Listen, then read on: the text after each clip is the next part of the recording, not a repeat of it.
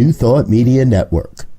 We are a global broadcast network of positive music, media, and entertainment, inspiring humanity's evolution along the journey of enlightenment and creating a world of love, peace, empowerment, and prosperity for all.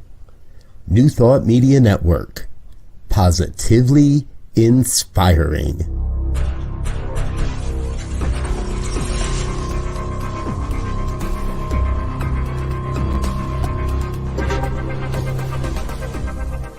Live from a secure concrete bunker somewhere in Ohio, New Thought Media Network presents Pastor Michael Mangus with Friday's Fireside Chat, spiritual conversation for today.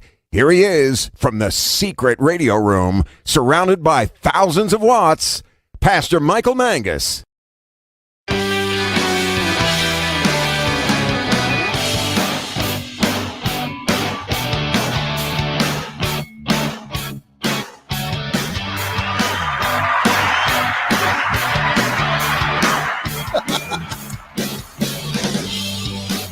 Well, good evening to everyone across the United States and also around the world. It is time once again for another fun-filled, thrill-packed, and always guaranteed exciting edition of the Fireside Chat here on the New Thought Media Network. I am Pastor Michael Mangus, and I am broadcasting this evening from the super secret radio room, surrounded, and I mean surrounded, by thousands of watts in a secure concrete bunker somewhere around Akron, Ohio, that is so top secret that only Diego Reyes, and I may tell Cynthia, because I need to let someone else know where I'm at. I may tell Cynthia Henderson this evening, but we'll see. But again, so top secret that I will not tell the Reverend Robert Brzezinski, our Chief Inspirational Officer, where the super secret concrete bunker is located. All right. Good to see everyone this evening. We do have a wonderful show for you planned. And again, if you would like to let us know that you're watching, you can go ahead and go on comments on either StreamYard or Facebook, or for all my shy people out there, you can send me an email, pastormichaelmangus@gmail.com, pastormichaelmangus@gmail.com. I'll be more than happy to answer your letter. Again, it's kind of hard when I'm producing. I'm doing this alone this evening. We had to move up our broadcast time so that we can get our guest on, but that's okay. Diego is down the hallway. If you go down the hallway, to the left is the lunchroom. To the right is the legal department. Diego's in production on the left side, right beyond the snack area. That's where he's running the controls for a great show that's on before ours. It's called And Now the Good News. So if you'd like to get in contact with me, pastormichaelmangus@gmail.com. We have a wonderful guest this evening. And again, we're recording early so that we can have her with us tonight. Fresh from her meditation at the Professional Nonprofits Association, where she did lead a wonderful meditation on self-care, is Cynthia Henderson. She is a 30-plus year practitioner of meditation. She teaches meditation and also stress reduction techniques online and in person. And we will be talking with Cynthia in the second half of the program about self-care. I know that some of you are very unfamiliar with that. Okay, so that's why we're talking about it this evening. This is her wonderful website, meditatewithcynthia.com, meditatewithcynthia.com. Lots of good things we'll be talking about this evening here on the New Thought Media Network. Well, again, I'd like to wish everyone a happy April Fool's Day. I hope everyone got through it without too many pranks being pulled on them. I always remember my birthdays from elementary school. It's real easy. Okay. On April Fool's Day, April the 1st, it's my friend Pat's birthday. And it was a very appropriate birthday date because he is an April Fool all year round. Okay. The 2nd of April was the birth date of my first real crush in elementary school, and that was Debbie. Debbie has her date on the 2nd. Guess who has his birth date on the 3rd? Happy birthday, Pastor Mangus. How nice. Thank you, Master Control. That's nice of you to put that up there. And Easter's 2 weeks away. Do you believe that? 2 weeks from Sunday? Wow. Now we're still getting snow here in northeastern Ohio, and that is not an April Fool's prank here. So the no snow alert for Ohio has not been issued yet for my friends in California to visit here. Our crack weather team, though, from the New Thought Media Network, will be the first to issue the no snow all clear alert for all California residents so that they can visit the Buckeye State without experiencing the white stuff or ice or any of that stuff. My friends from California say, we like snow, but we like it up in the mountains so that we can ski. I always tell them we're tough metaphysicians here in Ohio and on the East Coast. Well, best thoughts and wishes to all of my fellow classmates who will be taking their capstone exams over the next several weeks at Holmes Institute. That is the senior exams for ministerial school. Special thanks to my guardian angel, the lovely, beautiful, and talented Laura Topper, for all of her help in helping me get ready for the last 5 tests. Now, don't tell Reverend Robert this, okay? This is our secret here. And Cynthia, you too, don't tell Reverend Robert this, okay? You promise? Yeah, I can see you in the back. Yeah, okay. Don't tell Reverend Robert that I'm applying for grad school again. Okay, so don't tell him. I had a wonderful conversation with a dean this week. And so, yeah, I may be going back to school here. So anyhow, again, good to see everyone this evening. This is the Friday evening Fireside Chat here on the New Thought Media Network. Pastor Michael Mangus with you. Let's go into the news here. And first, we're checking in with all of our friends here in the Ukraine. Some 2,000 civilians who left the besieged port city of Mariupol are on buses to another Ukrainian city. Attempts are being made to open further evacuation corridors on Friday, and more than 100,000 people remain trapped in Mariupol, officials say. Now, Mariupol, again, the Russian troops have been lobbing a lot of artillery fire into that city. If you have seen any of the pictures on CNN or other news networks, you'll see the bombed out places that they have in that city. A fire did break out at a fuel depot in Belgorod, which is a Russian city near the Ukrainian border, which the regional governor says was caused by an airstrike by a Ukrainian helicopter. CNN was unable to verify the claim. Ukrainian President Vladimir Zelensky says that he has removed 2 generals for being anti-heroes who did not support their homeland. He did not give any more specifics. And also, the NATO chief warned that Russian forces are not withdrawing, but are repositioning as they maintain pressure on Kyiv and other cities. This is what was reported by Ukrainian and also U.S. officials. Russians may be regrouping in Belarus, as Moscow also appears to be redirecting military efforts to the Donbass region. It's interesting if you look at a map of the Ukraine, again, of these areas that I'm talking about. The other thing in the news this week that I found pretty interesting, the director of the Chernobyl nuclear power plant, remember those guys?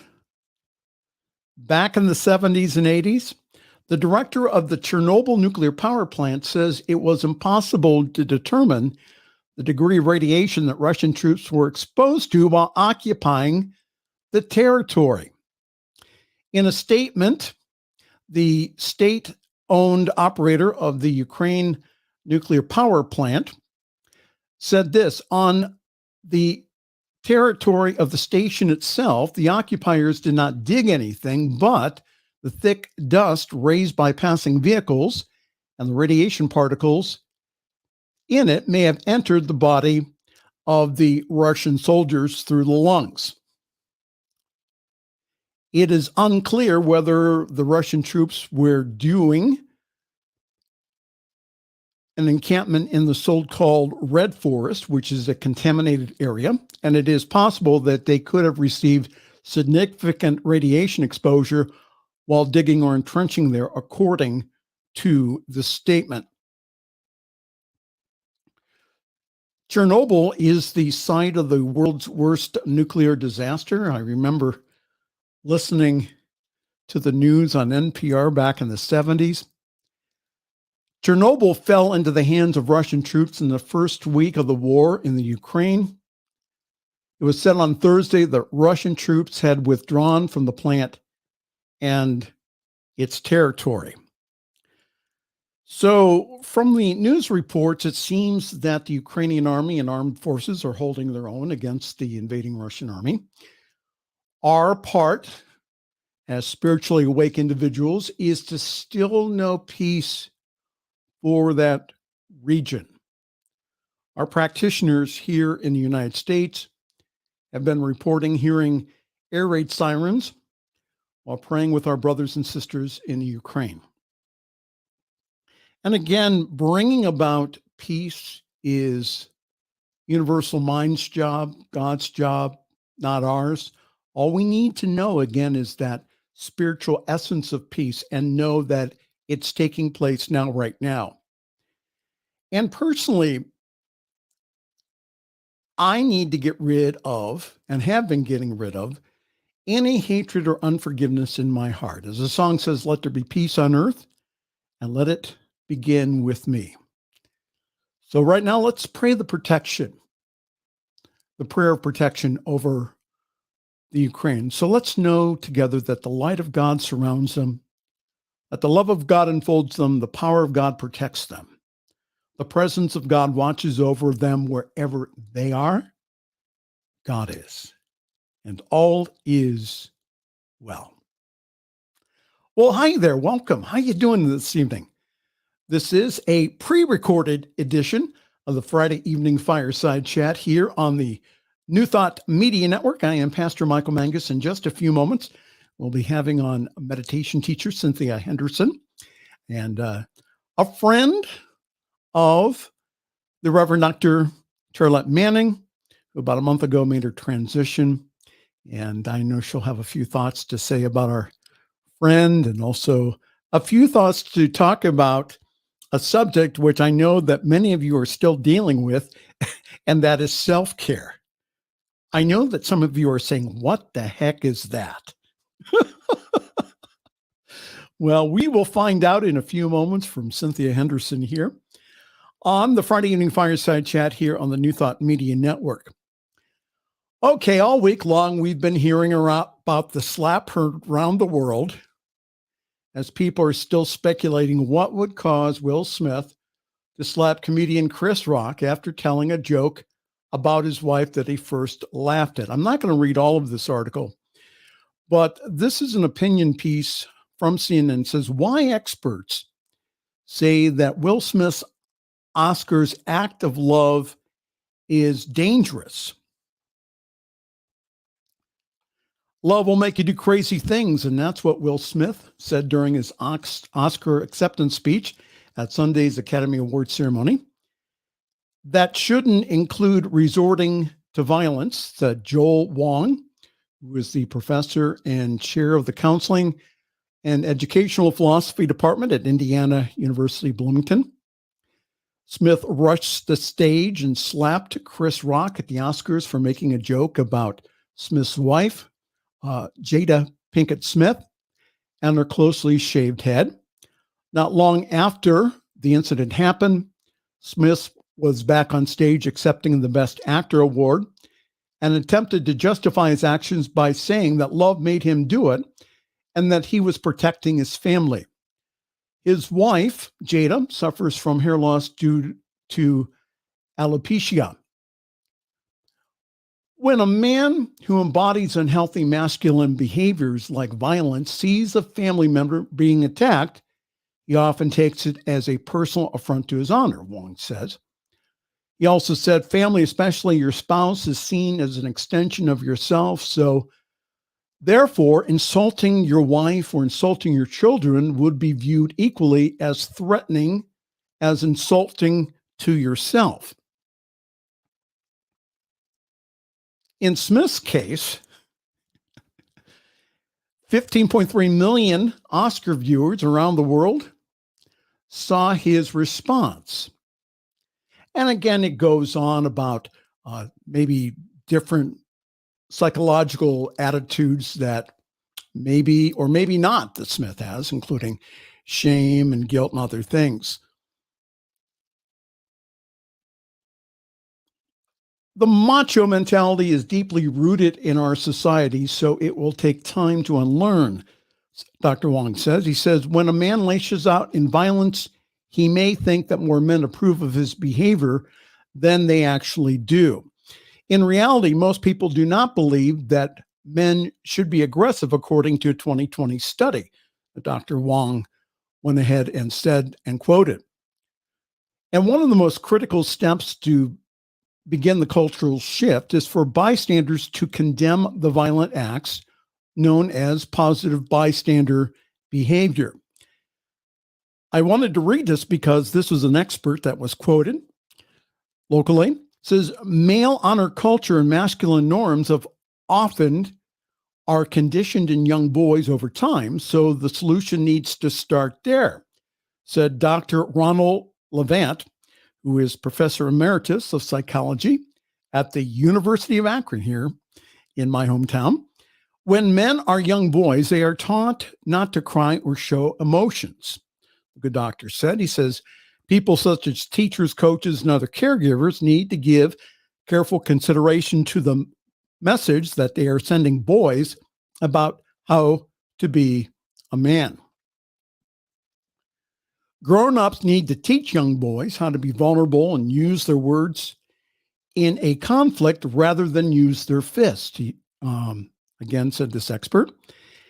And those are the kind of conversations that lead us towards a society where men and women are free to experience a full range of emotions that's not likely to overcompensate for the lack of access with violence. All right, overall now, there are other ways that Will Smith could have responded, including talking to Chris Rock backstage and saying, hey, dude, you need to apologize to Jada. Responding with violence should never be the first reaction to an attack. In the martial arts, we're taught to walk away from a fight if at all possible, and to fight only if we have to for self-defense. There is a big difference between reacting and responding. And I can tell you that I had to learn the hard way. And over the years, because of meditation practice, I have developed an observer self, which when I'm getting into an emotional state will kind of tell me, hey, breathe here. What is the best response? Again, as with the situation in Ukraine, violence has become an outmoded way of dealing with conflict. And personally, this is what happened. Will Smith was laughing at the joke, and then he looked over and he saw how hurt Jada was, and then went ahead and took action. And again, the situation could have been handled a lot differently than slapping a well-known comedian on stage during the Oscars for telling a joke that wasn't cleared first by the producers on the show. Now, I was talking with another show host on this network this week, and his response was this. He said, Michael, he said, if we were in that same situation, we may react in the same way. And I thought about that, and personally, I know that today I am much less likely to respond with anger and violence compared to 20 years ago.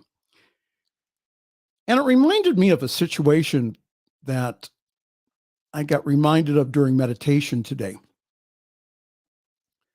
Happened a long time ago.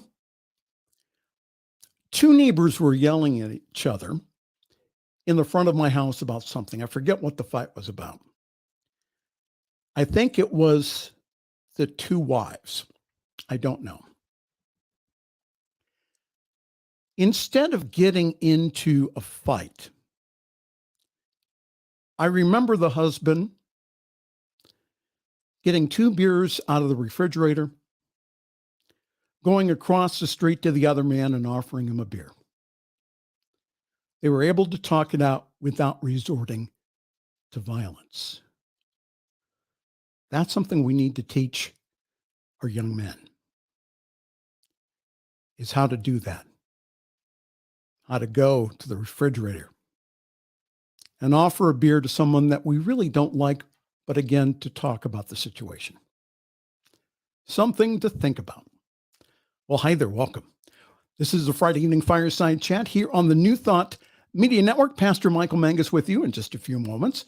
We'll be having on board here meditation expert and teacher Cynthia Henderson, who will be telling us more about self-care, how to do that. I know some of you have no clue how to do that because you're busy taking care of other people. I know that. Been there, done that, have the t-shirt. Our last article tonight, and again, I won't read it all, but Pope apologizes to Indigenous people of Canada. And Pope Francis has apologized for the Catholic Church's role in the abuse of Canada's Indigenous people, particularly in residential schools.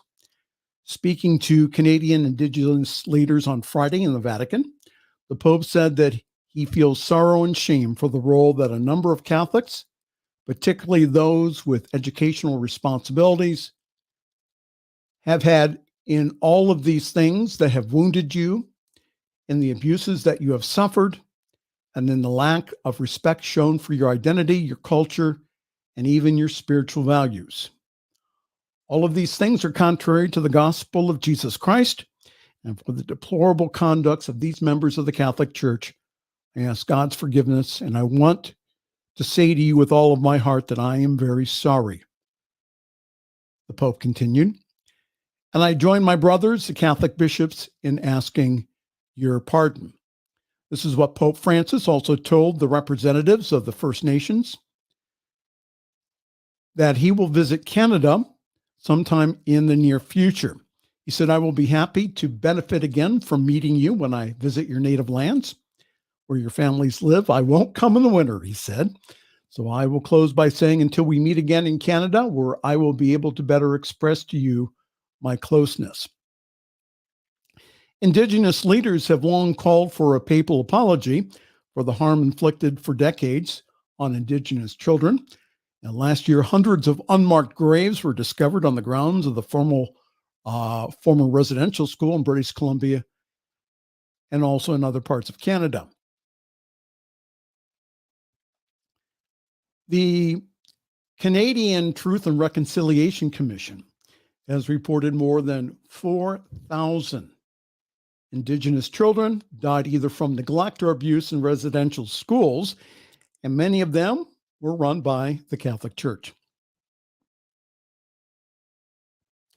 Last year, the Canadian Conference of Catholic Bishops apologized for its role in the residential school system and expressed profound remorse, but Indigenous leaders have long called for an apology from the Pope.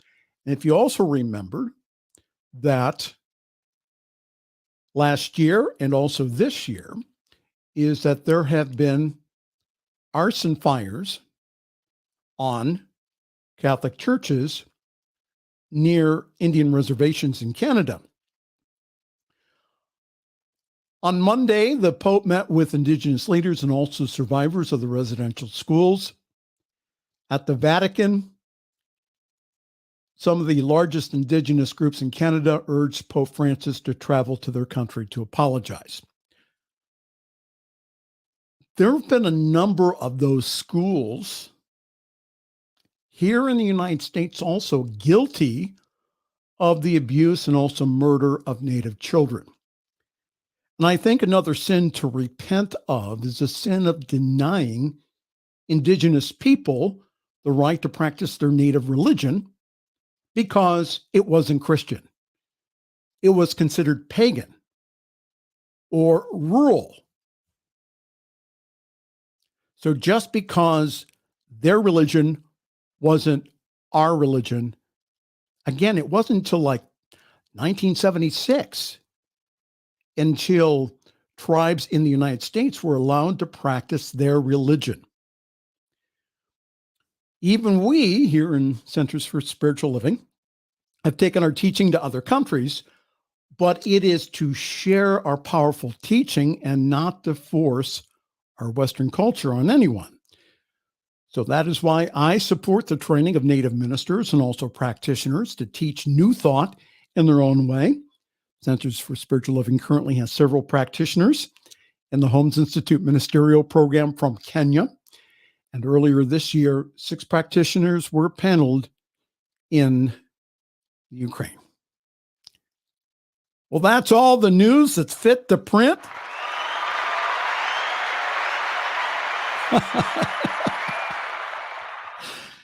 Yes, as the millions cheer. Well, hi there. Welcome. This is the Friday evening Fireside Chat here on the New Thought Media Network. Pastor Michael Mangus. Let's go to some announcements. We'll take a quick break, and then we'll be back with my special guest this evening, Meditation Teacher Cynthia Henderson. And we're going to have a good time this evening. We're going to be talking about self-care. And again, for some of you, I think that's a foreign subject. So we're going to talk about that this evening. Many people in New Thought are caregivers, natural caregivers. And the challenge with that is sometimes we give and give and give and give and give, and then don't take care of ourselves. So we're going to talk to Cynthia about this here in just a few moments. All right, to our announcements this evening. Yours truly is currently parking himself at Summit CSL. For more information, go to summitcsl.org. There you will find all kinds of information about our wonderful Sunday gatherings. It's online, 10:30 Eastern, 7:30 Pacific time. Grab your cup of coffee, your tea, your espresso, your chai, your boba tea, and please join us. We do have one of the best services. I do believe in New Thought because there's a balance of music, a balance of message, and a balance of meditation. And this Sunday, we'll start our new series on resurrection. So go on to summitcsl.org for more information on how to join our Zoom call. Our service is also simulcast on the Summit Spiritual Center of Akron Facebook page. And our Facebook page also has past broadcast of the Fireside Chat and also yours truly when he's doing prayer here on the New Thought Media Network. Again, if I started to tell you the whole schedule, I would put Cynthia to sleep naturally, okay? So just go on our website, okay? Go on ntmedia.org. And there you will find a complete schedule of all of our activities here. And again, I'm in pre-production with certain people who I cannot mention. They know who I'm talking about. But we're still working on that. And again, the whole idea again is to have individuals exposed to and have them practice this powerful spiritual teaching that we call New Thought. So we ask for your donations. And when you donate to change the world. That's what happens. You have that good feeling of giving, but also that you have that good feeling of knowing that your contribution goes to change lives around the world. We get cards and letters and emails from all over the planet. And again, yours truly is planning on other ways of getting the message out to other areas that do not have internet service. We're still missing a big part of the world's population. So join us, please. ntmedia.org/donate. You can give a one-time gift, or you may do as I do every single month, and that is that every single month, there's a designated amount that goes from my account into the account of New Thought Media Network. When we have giving like that, what happens is that we're able then to have budgets. We're able to hire people. We're able to, again, to know where the money's coming from and when. So again, it really, really helps us when you do that. So go to ntmedia.org/donate. We always appreciate that very, very much. Okay. Time for a break. All right. And we'll be right back with Meditation Teacher Cynthia Henderson. This is the Friday Evening Fireside Chat here on the New Thought Media Network.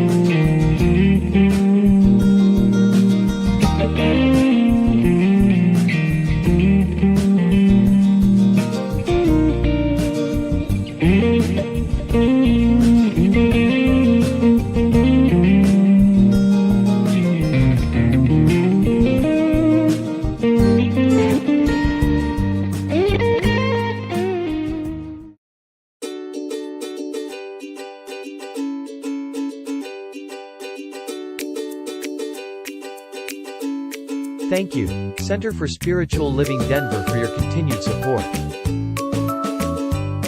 Thank you, Center for Spiritual Living Midtown Atlanta, for your monthly contribution.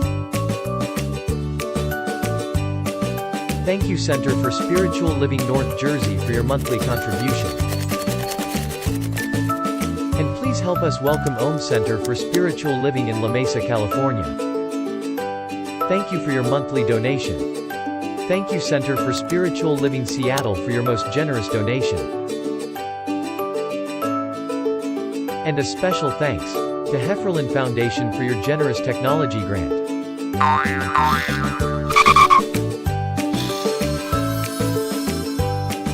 And Suze Ajit, thank you for your very generous donation. And a super special thank you to Dr. Tracy Brown, RSCP. Thanks for being a super donor. And a big shout out to all our committed donors.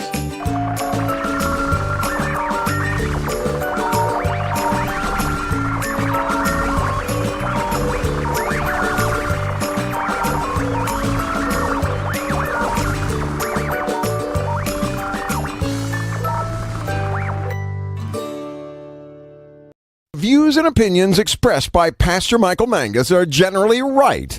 However, they are his own and do not reflect the views and opinions of New Thought Media Network, Centers for Spiritual Living, or any other person living or dead.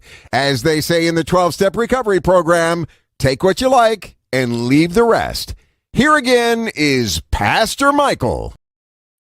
And thank you very much. It is our pleasure to introduce to you Cynthia Henderson. She is a divine light meditator initiated at Oneness University in India. She's also certified as a mindfulness meditator and also a teacher by the School of Positive Transformation. She's also a master's certified facilitator for Myers-Briggs. And she also recently completed, talk about name dropping, Dr. Deepak Chopra's certification in primordial sound meditation. You'll have to explain to us about that. And she was also a close friend to my friend, the late Reverend Dr. Charlotte Manning. It is my pleasure to introduce to you my friend, Cynthia Henderson. Good evening. Welcome to New Thought Media Network. Good evening, and thank you so much. So happy to be here. It is my honor to be with you today. Thank you so very much, and thanks for being on early. I know you have commitments in the evening, so thanks for being with us. So share with us a special memory of our friend, Dr. Manning. Oh, Dr. Charlotte Manning, just, because of our thinking, our thought process, and our spiritual growth and evolvement, we sometimes don't look at the death as actually leaving the planet, just a transition, because we know the energy can't be created or destroyed. So I feel the energy not present physically, but I feel her energy is all around. She is in a lot of the things that I do, because we did a lot of things together, especially for meditations. And when it's time to do it, I think, okay, Charlotte, where are you? And I just start having a conversation with her. And I'm reminded that my father, before he made his transition, we lived in two different states, and I felt very connected and attached to him. And when he made his transition, I realized that I could not physically touch him anymore, but that didn't mean I didn't have and feel his presence and his energy, and I still did. So I just happened to start thinking of the transition from that perspective. Like, I can call her up at any time I want to. We can have a conversation about anything we want to have a conversation about. As a matter of fact, she's not physically present, but she has access to more information than we do. So I'm like, well, let's just look at how do we work together to get this done? You just can't be physically present, and I can't hear the voice in terms of pick up the phone and call you, but I can run those tapes in my head that are going from everything that you said. So, you know what? I just feel it as I'm the It's All Good woman. So you need to know that too. I find the good in everything. And it took me a minute to find the good in this. I'm like, okay, what's good about this guy? Well, wait, what good? Show it to me. Hurry up, show it to me. It took me about a day. Like, okay, just keep on. I've had moments like that too, because I had some issues with individuals with the Facebook page. I'm not going to go into them, but I said, okay, Charlotte, what do you want me to do here? And I hear her say, well, Roadman. She says, you need to pick your battles. Yes, doesn't she talk to you? She does. Yeah, she taught. Yeah, she says she's not Roadman, because she called me a Roadman because I was, I got her into places where, again, that she in like different churches and places that I was able to help her get into, and yeah, she said, "Oh, now, Roadman, you just gotta pick your battles." And I said, "Okay." So, so I feel a presence too. So it's really, and it really helps to think about it in terms of, so how do we see things? Is it all what we see right in front of us, or where's the faith that we say we have, and where's the belief that we say we have, and do we really, really, really believe that, and we really did feel that? And if so, this is the time to practice it. It's like, okay, so okay, she's not physically present, but she's here. She's all around, so I'm good. Yeah. We're talking this evening here on the New Thought Media Network on the Friday Evening Fireside Chat. We're talking with the wonderful, beautiful, talented Cynthia Henderson. Again, meditatewithcynthia.com is her wonderful website. And so please talk to us about self-care. What is it? And how can we start taking care of ourselves rather than taking care of everyone else in our view, which a lot of New Thought people do? Good question. Oh, and I'm so clear that the pandemic showed us some things that we may need to look at, the lessons we learned and gained from that. And one of them in particular is about self-care and the reality that tomorrow is not promised to anybody. And how do we approach each day? And how do we value each day? And how do we understand each day as a gift that we're all given? And self-care is really just us committing to taking an active role in our care, our physical, emotional, mental well-being, and really taking an active part in making sure that we safeguard what's important to us and to set up boundaries when we need to.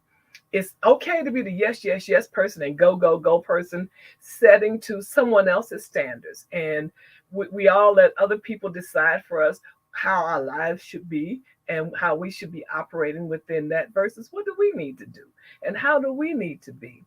And when is our body saying, I need enough, I've had enough, I need some rest, I need to go and do something to change the thought pattern in my brain, I need to be engaged in some other activity. And so often we don't do that and we don't recharge ourselves. And I have this famous thing that Charlotte used to laugh at me about, but is recharge yourself like you recharge your cell phone. We recharge our cell phones every single day. Not one of us goes without recharging the cell phones. It's like, oh, that's a ritual. We didn't have them 20 years ago, but now we got to recharge them every night or whenever the battery's getting low. Make sure you're not without it. Make sure you don't leave home without it. But what kind of energy are we giving to our self-care?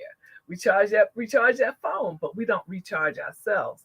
So for me, the opportunity is to look at, so what does it mean to recharge yourself? Where is that? Because nobody gives you the handbook for that. So where is it written? What do you need to do to recharge yourself? And I just got to share, for me, my go-to thing is meditation. I absolutely love it. And the more I have been doing it, oh my goodness, I have been seeing things manifest because I got clarity. I could focus better. I was more in tune with who I was, where I was, what it was all about. I was aware of the messages I was getting. I was more in alignment. And all of that came through just being still and listening. Because, we talk nonstop. And so when are you going to listen? And that's what meditation has done for me. The journaling is also a great way of just taking care of yourself. If you need to go for walks or run or exercise, or if you like cooking, or if you like gardening, all of that can be a form of meditation or self-care. And how do you do that so that you are not just pushed to the limit by a schedule that somebody else is imposing on you and you are saying yes to? And so here's the operative thing is you said yes to it. It had to get on your schedule. It did not just appear on there. You had to agree to it. And so if you agree to put it on, you also have to agree to block time for you. What are your boundaries? And some of us get hung up on, oh, but they need me. Oh, but I got to do this. Oh, I got to do this. That's nice. But you also got to take care of yourself. And are you committed to it or not? And if you take care of yourself, they may use the S word. They may say that you're selfish. How dare you? How dare you? How dare you take time out for you? We need you to cook. We need you to do this. We need you to do that. No. Yes, I remember working with addicts, with addicted women, and they would say, well, how can we schedule time for prayer and meditation during the day? And we used to tell them, what you do is you go into the bathroom. That's it. That's the place. You go ahead and you lock the door. That's it. You get out your meditation books and you have some time alone. Yes, they will knock on the door, but ignore them. You need your time. I know when people come to me about stress reduction, or they come to me and say, "Oh, Pastor Mangus, I'm just so stressed, blah, blah, blah." The first thing I ask them is, how much time do you give daily to prayer meditation? And if they say, well, I don't, I say, that's the first place we need to take a look at. I was talking with a pastoral counselor a few years back, and she did a lot of work with pastors, with ministers. And that's one of the first questions that she would ask. She would say, how long during your day have you been doing devotions? Have you been taking time out to be with God? And again, 9 times out of 10, because that they were under a lot of stress and pressure, that had gone out the door. Yes. So those are the kind of things I think that we need to be taking a look at, so that we have the energy to be able to serve other people. If our battery is so depleted, and this is one of the reasons I think a lot of ministers are leaving the profession here. Well, they burn out. Exactly. They're absolutely burning out because of that. They're not putting themselves first as far as with the relationship to God and the relationship also with their family. Go ahead. So here's something I want to share, and this was if you used to fly a lot. Now get back into it. But when you get on a plane, they would say, okay, in case of emergency, you put the oxygen mask on yourself first, then you take care of everybody else. And the thinking behind that was, if you lose oxygen, you can't take care of everybody you're charged with or you have the responsibility for, because you're going to be out and they will need you. So you got to take care of you first, and then you can take care of everybody else. The same concept applies now, especially with people with your spiritual communities, that, you are pulled in so many different directions. Saying I can't, or no, or I need self-care may appear to be selfish, but it is not. It's called self-care. I can't be here for you if I'm no good. I've got to actually do it. But so here's the secret. We got to get past the guilt, because we have been conditioned to take care of everybody else first. We have, and if we do by chance take some time for ourselves, oh my goodness, you can't even enjoy it because you feel so guilty about it. You got to get past the guilt. Just get past the guilt. Give yourself permission. And here's what I advocate, especially for people in the spiritual community where you're pulled in so many different directions and you feel like you got to take care of everybody else. I really do encourage people to put time on their calendar. This is my non-negotiable time. Now, this is my sacred time. Whatever time you need to do it. Okay, you can't do that with folks who, if a death appears, you got to adjust for that. But other than that, that's about it. And you just hold it as sacred. This is my time. If you do it once a day, if you do it once a week, however often you do it, but that's your time. And the opportunity here is to be consistent with it. That's how you get it to be sustainable, so that you release the guilt, you release the anxiety, you can really enjoy it when you schedule it. And it's like, okay, I'm doing this for me, and really be consistent with it. I promise you'll see a difference. And I think that people don't understand still, again, when you're just giving and giving and giving and giving and giving, and then you get all upset because you're saying, well, I'm giving, but no one's giving to me back. And the reason being is because that we have not learned to give to ourselves before we give to other people. So if you're wondering what you're watching this evening, hi there. This is the Friday evening Fireside Chat here on the New Thought Media Network, fresh off of her appearance in front of 300 nonprofit professionals, leading them in meditation. Being in nonprofits for most of my life, I know that, again, a lot of people in those organizations, again, burn out.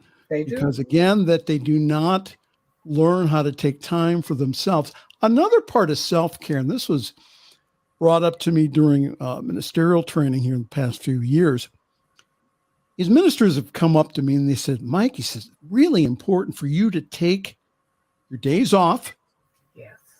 your vacation time, Yes. and also if you're offered a time of sabbatical, Yes. to go ahead and to recharge your batteries. So talk to us about the importance of that. And that again is self-care. If you don't do it, you will burn out. And it is critical. It's not just important, it's critical, but the challenge is that here we go. And the person, the spiritual provider, in their mind, they have been conditioned to think and believe that they are absolutely essential. They have got to be there. They cannot take any time off. There is no room for, oh, I can't be here. Somebody else will do it. Or no, you got to let that go. And you got to have a good backup system in place so that all of the needs are taken care of. But you've got to really go and recharge. But that starts with your thinking. That is not something external. They've got to change their thinking. And once they change their thinking, the individuals, they can convince their boards or communities or whomever they have to influence. They can let them know and actually do it, but they got to convince themselves. But here's something I want to share. And that is because we're getting ready to go. We're coming out of the pandemic and we're getting ready to go back into in-person church services. A lot of places, if they haven't done it already. Here's something to realize. Congregations are full of fear. They are full of panic. They are not sure. They are so happy to reconnect again, but they don't know what your hygiene pattern has been like, if you're safe. And okay, so everybody came in here, was tested, but do I really know that you are safe and you're okay? There's this fear that was circling the planet for 2 years. The anxiety with that, and people weren't taking care of themselves. And now you're going back into this environment where, okay, we're just supposed to go back to how we were before. I just encourage people to really look at how do you become resilient now. It's not bouncing back into old habits. You got to bounce forward into something new. How are you going to do this differently? What did you learn from the pandemic? What did you learn from this whole experience? And how will you apply it so you can be your best possible self? And taking a sabbatical or your time off is absolutely a part of it, especially for the ones that had to figure out and negotiate. How are we going to do virtual services? How are we going to do this? How are we going to keep it running? How are we going to keep the money flowing? How are we going to do all of this? So you work triple time, and now you go from that back into the in-person. You need some time. Well, again, I don't know if I told you this story, but I was telling this to another friend the other day. It's like we had I'll just use this book here. It's like we had a manual about yay thick, okay, that said how to do ministry. This manual has been tossed into the wood chipper, okay, and it's all over my backyard. So I think that we're all learning to ask the question now of what is my role in this new world. And I think one of the things that we all can take from the pandemic is that we had a lot of time to think. And so that how much of that time are you letting get back into your day-to-day schedule? Are you letting yourself have time to meditate? Are you letting yourself have time to read? Are you letting yourself even have time to think? Yes. Because most of the time, again, the psychologists say that we think anywhere between 40 and 60,000 thoughts a day. But the challenge is that most of the time those thoughts are the same old thoughts. So to be able, again, to have times of meditation, the story I said about the guy going and getting the 2 beers and coming across the street, man, I didn't remember that for a long time, but again, came up to me during meditation. So again, the whole idea of stilling the mind, of allowing ourselves to breathe and to be. So I think that's very important. Go ahead. I think that is essential. As you were talking on the show earlier about how do you handle conflict and how do you handle issues, just being able to breathe through it. You know, if you see something coming up or a situation coming up and you feel it, that the energy rising in you. And so how do you handle the conflict? And to take a deep breath and to really go within and just get peaceful and centered. You'll get guidance as to what to do versus just react to it. But to look at, okay, let me just take a deep breath and let me just get grounded here. What is the best way to approach this? There are a lot of different ways to handle a lot of issues, but Right. the best approach comes when you stop and just breathe for a minute. And this does not cost money. This is just a simple practice of, let me just take it. First, you got to think it. Let me just stop and breathe and understand, how will I handle this situation? And I think that if we all do that, life will be a little easier and we wouldn't have the Oscar slap to talk about all over the planet. Oh man, I'll tell you, I didn't want to talk about it, but I said, you know what? I need to approach things from a spiritual way. And I think that, again, you learn from things like that. Tell us about some of the programs that you're doing and how do people get in touch with you? Well, I am available. I do live meditations on Mondays at 12 noon on Facebook, and that's 12 noon Eastern time. And also on Thursdays, we have, let me back up. Mondays, it's just 15 minutes, and it's 15 minutes straight meditation only. And it is really designed to give you a pickup or transition from one point to the next point. If you're having an opportunity, like you're leaving a meeting and you're getting ready to go into something else, okay, just take a deep breath and decompress and shift. If you're getting ready to go home, you're leaving work and you go into your home environment and you need a moment, just take a deep breath, meditate for a moment and shift. So that meditation is great for that. But then also on Thursdays at 6:30 p.m. Eastern time, it is happy half hour meditation, where we meditate for 15 minutes and then we have happy hour, but it's only a half hour. And You mean, now hold on, stop. You mean you have adult beverages yes, after your meditation? Oh, yes. hey, we're all in on that. Yes. Or you can drink water, or you can drink tea or coffee, Okay. whatever you want to drink. I don't care what you drink. Jesus drank water and wine, and so Wine. did I. So Jesus turned water into wine. But I drink wine in honor of Jesus. I sure do. Just That's drink a right. little bit, but that's okay. So every Thursday, and people send in their comments in advance, or they write them in, and we talk about what's happening in the world and look at it from a spiritual perspective, but also from a perspective that's focused on how meditation can help you. That's what usually most of the questions are related to. And Yes. it's, how can I use meditation to help me be more calm, more peaceful? How I'd like to see less hate. How do you do that? So that's what we do. And also meditatewithcynthia.com and LinkedIn, Instagram, and YouTube and Facebook. All those wonderful places. Yeah. Cynthia Henderson, thank you so very much. Thank you for being a gift in my life. Thank you for helping me in probably one of the rougher months of my life and losing my buddy. And but you're right, she's still around. She's still around saying, hey, Roadman, you need to still do that and that. Yeah. All you got to do is stop and listen to her. She is there. She's giving you all the guidance you need. Cynthia Henderson, thank you so very much. And again, if you'd like more information about all the offerings that she has, meditatewithcynthia.com, and also all of her contact information is there. Thank you again. Blessings. And we will see you soon here. Thank you. So, hey, we got to go.